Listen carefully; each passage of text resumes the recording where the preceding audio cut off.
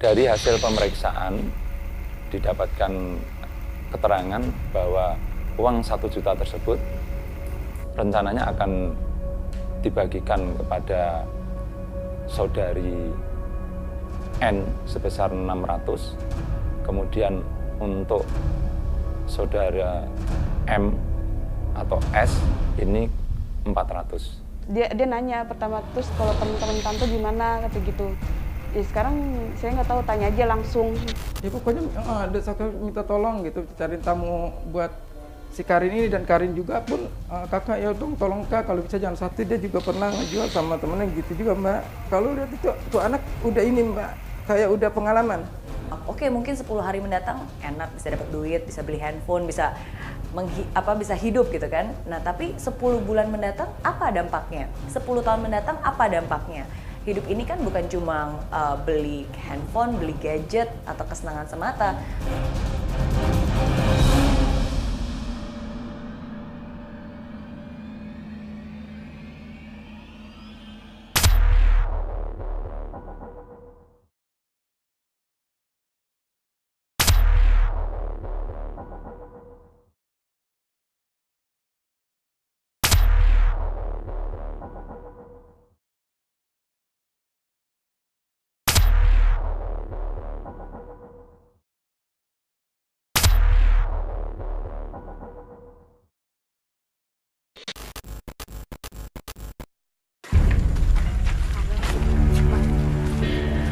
Heningnya suasana malam seolah tidak mempengaruhi operasi senyap tim Reskrim Polres Depok, Jawa Barat. Senin dini hari itu, 25 Mei 2015, Polres Depok menggerebek sebuah rumah di wilayah Kampung Bojong, Kecamatan Sukmajaya. Rumah ini menjadi target operasi karena diduga menjadi tempat prostitusi anak di bawah umur. Penggerebekan ini tidak sia-sia. Kakak namanya siapa? Seli ya. Kakak pegang uangnya. Polisi menemukan 3 wanita yang diduga sebagai pekerja seks komersil atau PSK di dalam rumah. Seorang wanita yang diduga masih berumur belasan tahun ditemukan sedang bersama seorang pria di dalam kamar. Polisi juga mendapati 2 wanita lainnya sedang asyik berkaraoke bersama sang pemilik rumah bordil.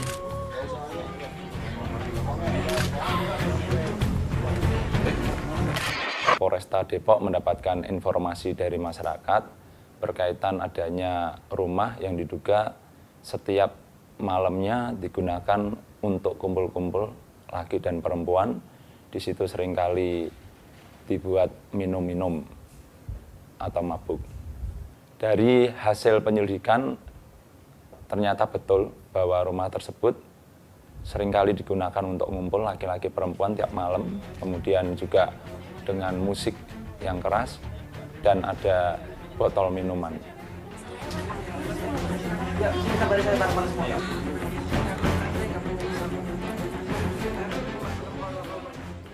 Kita melakukan penggerbekan terhadap rumah tersebut dan kita dapatkan adanya seorang laki-laki yang telah berbuat mesum dengan seorang anak.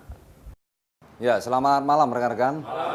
Ya, kita ada mendapatkan informasi dari masyarakat bahwa di Desa Bojonggede ada diduga praktek prostitusi.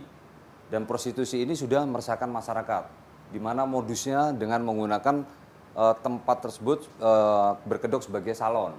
Di situ ada beberapa kamar di mana dalam dia melaksanakan praktek tersebut, salah satunya melalui media online Facebook maupun melalui handphone atau dari mulut. Dan ini sudah lama dan kegiatan ini sudah meresahkan masyarakat. Mungkin Pak Jajang sebagai Kanit Buser. Kondisi di sana itu ada satu ruangan yang memang terkesan itu rumah bordir. Hasil lidiknya yaitu di sana itu, tapi untuk jalan kita hanya bisa melalui kendaraan bermotor. Jadi nanti diupayakan dengan jalan kaki ataupun pakai sepeda motor aja, tapi hanya mungkin 2 motor saja karena nanti akan mengganggu kebisingan di daerah situ. Dan ini satu motor aja yang bisa masuk. Motor aja masuk. Terus masyarakat sini bagaimana terhadap kondisi kegiatan ini? Apakah mendukung tidak? dia tidak seperti ini juga, tidak mendukung juga. Tidak mendukung. Jadi, kalau kita lakukan penggerebekan akan mendukung kita, jadi situasinya bisa kondusif. Oke, jadi secara sosiologis tidak ada masalah ya pada saat kita melakukan upaya paksa ya nanti ya.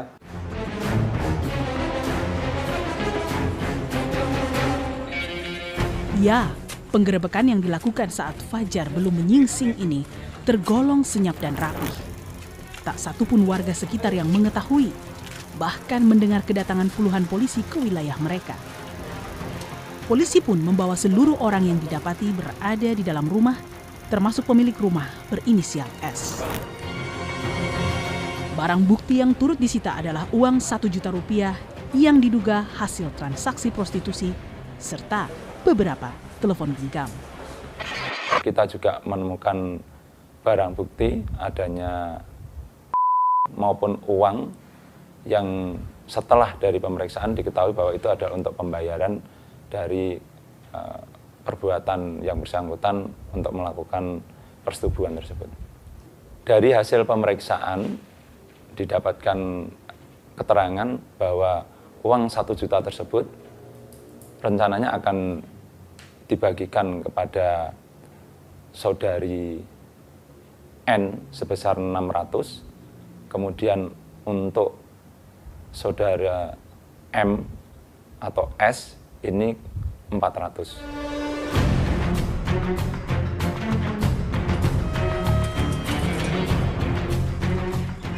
Penggerebekan ini ternyata turut mengungkap kisah lain.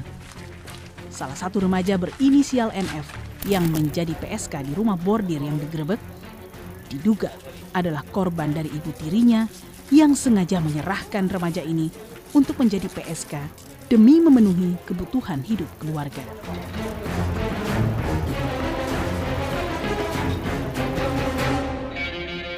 Kalau memperkenalkan kan awalnya tuh si NF itu ngotot minta tamu.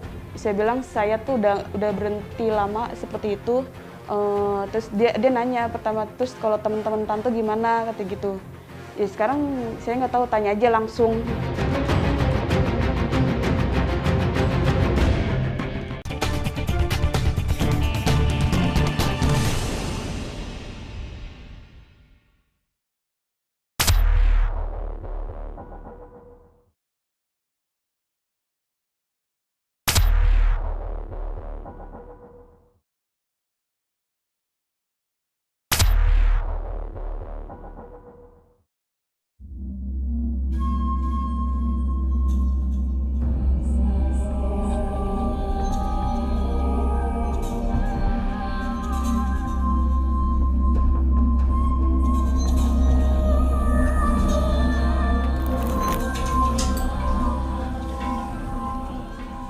Tak memiliki nurani. Mungkin kalimat ini yang dapat menggambarkan perilaku wanita ini terhadap seorang anak tirinya yang masih berusia belasan tahun. Wanita berusia 27 tahun yang sebelumnya berprofesi sebagai seorang sales promotion girl ini begitu tega memperkenalkan putri tirinya yang masih berusia 17 tahun pada dunia prostitusi. Wanita ini memang tidak asing di dunia hitam prostitusi, karena ia pun sempat hidup sebagai kupu-kupu malam alias PSK. Wanita ini mengungkapkan mengapa akhirnya begitu tega menjerumuskan anak tirinya untuk menjadi seorang PSK. Ini semua berawal dari keinginan sang anak yang ingin gadget baru. Kalau memperkenalkan kan awalnya tuh si NF itu ngotot minta tamu. Saya bilang saya tuh udah berhenti lama seperti itu.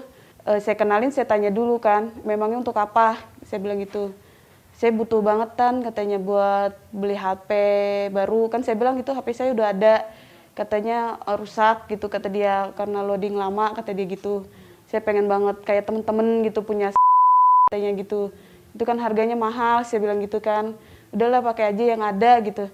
Nggak mau, pokoknya saya mau tetap katanya gitu. Ya udah sekarang mau terserah, saya bilang gitu. Saya udah capek, saya bilang gitu kan. Saya ngebilang karena saya posisinya tuh ibu tiri tuh serba salah. Karena mengaku lelah mendengar desakan anak tirinya yang ngotot meminta uang untuk membeli gadget, wanita ini akhirnya membawa putri tirinya ke rumah seorang mucikari berinisial S. Ya, saya bilang sama NF-nya ke rumah tempat dulu teman saya, soalnya dia lagi sakit. Nah, terus dia kita ke rumah gitu kan. Nah, ngobrol-ngobrol sama kalau sempet gitu, kata dia bilang nggak ada. Ya coba aja sama teman-teman saya, kalau saya nggak ada gitu kan. Coba aja ke teman-teman saya, tanya. Soalnya NF itu nanya ke teman saya itu bukan cukup doang, hampir semua dia tanyain ke teman-teman saya, ada nggak tamu gitu. Cuman teman-teman saya yang lain tuh selalu jawab nggak ada gitu kan.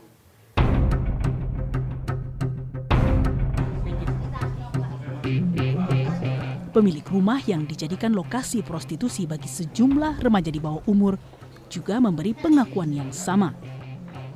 Pria berpenampilan wanita berusia 38 tahun ini mengakui kalau si ibu tirilah yang kerap kali mendesak dirinya untuk memberi tamu bagi sang putri. Terus minta tolong, dan bilangnya minta tolong cariin, kata gitu sampai berapa kali. Itu juga Mbak, sampai berapa kali minta tolong lewat SMS, bahkan sampai dia juga berdua datang ke rumah. Dia memang seperti itu, pokoknya ngaku tahu seperti itu Mbak. Siapa dia itu siapa? Oce itu seperti apa? Desak-desak terus? Ya pokoknya desak minta tolong gitu, cariin tamu buat si juga pun kakak ya dong tolong kak, kalau bisa jangan 1K 2K karena aku butuh banget uang. Katanya sih menurut pengakuan juga dia sering kali katanya disuruh disuruh begitu deh, nggak ngerti. Iya, jadi PSK lah ya. Di luar sana sebelum mamaku katanya memang dia sering gitu sama katanya dikenalin ke temennya apa nggak tahu deh.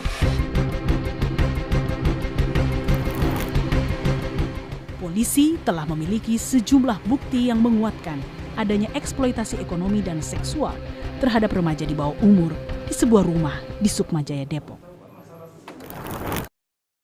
Pada waktu itu kita melakukan penyitaan berupa handphone, 3 ya, handphone BlackBerry, Nokia, sama ini Advan, sama jumlah uang sebesar 1 juta rupiah untuk transaksi pada saat malam itu. Kita melakukan penyelidikan, sama 3 kotak.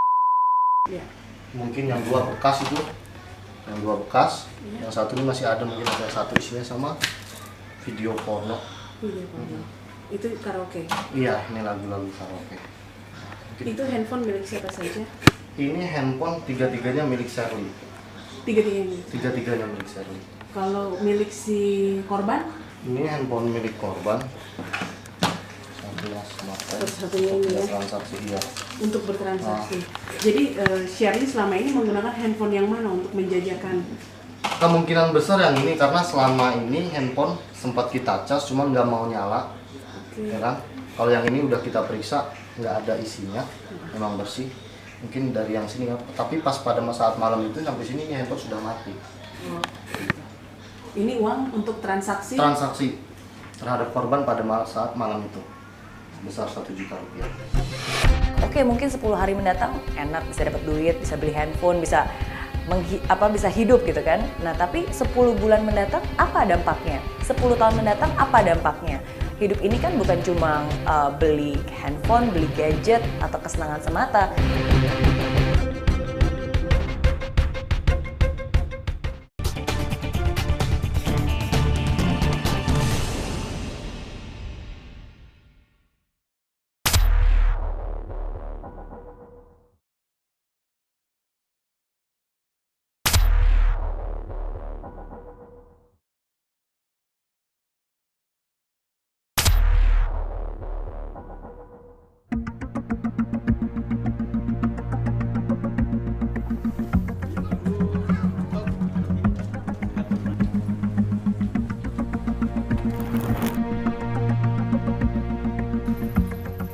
Mungkin benar kata pepatah, buah jatuh tidak jauh dari pohonnya.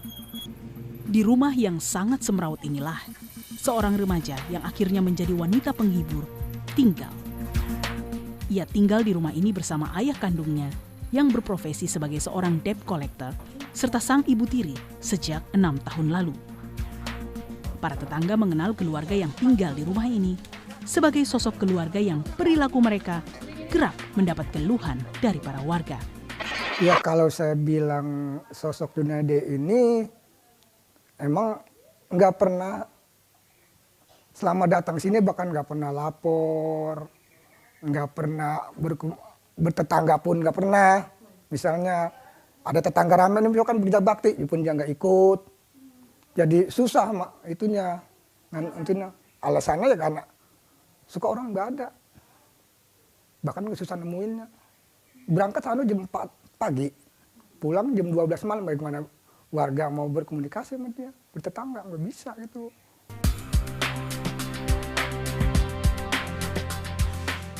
Setali 3 uang dengan sang ayah, sang putri pun dikenal sebagai remaja yang berperilaku jauh dari kata santun. Ya tingkah laku anaknya. Ya misalnya banyak teman-teman sekolah waktu masih aktif sekolah, ngobrol pun berisik, terlalu ramai bercanda, bahkan motor pun ada di jalanan. Sampai mantan RT ini mau nabrak motor tamu itu karena kesel. Saya datang kan, lagi telepon, berisik, nah saya tegur. Bahkan saya tegur siapa yang berisik, terserah gua. Ngomong yang gua, kencengnya terserah gua, apa urusan RT.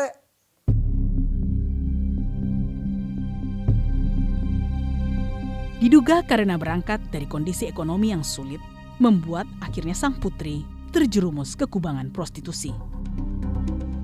Apalagi sang anak dikenal sebagai sosok remaja yang mengutamakan gengsi demi eksistensi dalam pergaulannya.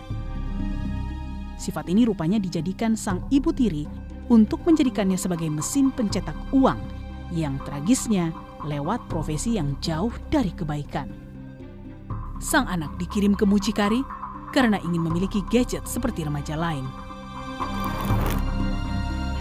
Sikap hidup yang serba instan pada kalangan remaja pada masa kini terjadi karena mereka cenderung menghindari tahapan perjuangan hidup. Dan saya adalah orang yang percaya bahwa tidak ada yang namanya instan di dunia ini. Semua yang instan itu sifatnya hanya sesaat, tapi pasti ada efek sampingnya. Hidup itu berhitung, Mer. Orang bisa sukses kalau pas dalam berhitung. Gue gak perlu ngungsi ke Singapura. Gak usah susah-susah, gak ada duit. Sampai-sampai harus ngumpet-ngumpet makan roti di dalam toilet. Saya bukan orang yang paling pinter, saya juga bukan orang yang paling kuat, tapi apa yang membuat saya berhasil karena saya orang yang paling tekun. Tekun berusaha. Hal-hal yang kecil saya jalani, sekecil apapun langkah itu, sekecil apapun pekerjaan itu. Karena saya percaya bahwa nggak ada yang namanya instan di dunia ini, dan semua hal itu adalah sebuah proses yang membentuk saya menjadi seperti saya sekarang ini.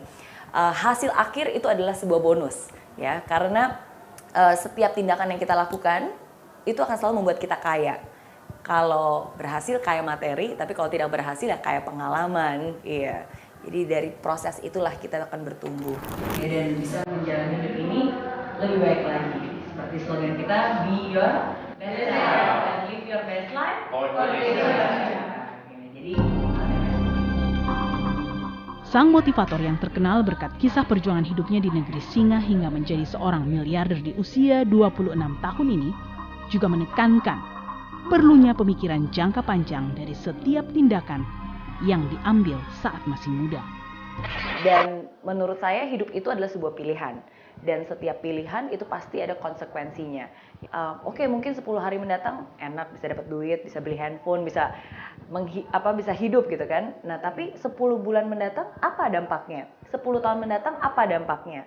Hidup ini kan bukan cuma beli handphone, beli gadget atau kesenangan semata. Semua orang pasti ingin berkeluarga, ya kan? Suatu hari nanti kesehatan juga, ya kan? Cinta dan segala macam, dan itu semua ada dampaknya dari keputusan yang dia ambil.